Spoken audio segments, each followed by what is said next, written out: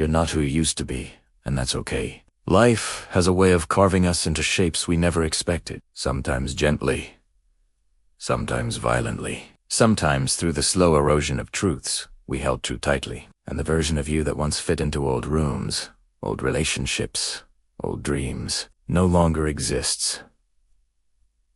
That's not a failure. That's growth, disguised as loss. There comes a moment when you realize you can go back to the person who tolerated too much, loved too quietly, or stayed too long. Not because you become colder, but because you become clearer.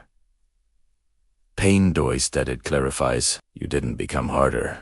You became honest. Honest about what drains you. Honest about what no longer feels like home. Honest about who you are when no one is demanding you shrink.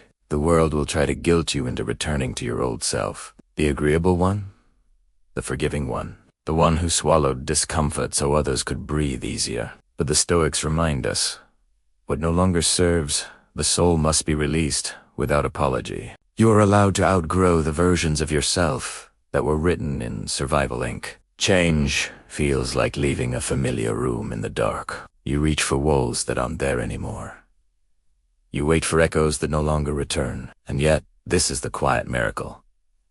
The moment you stop clinging to who you were, you make space for who you're becoming. Growth doesn't announce itself with fireworks. It arrives as a whisper. You don't belong there anymore. You may miss your old self, but only because you remember them without remembering their wounds. You remember the smile, not the silence. After breaking, you remember the hope, not the exhaustion beneath it. Don't romanticize a version of yourself that suffered quietly so others could shine loudly. You're not who you used to be.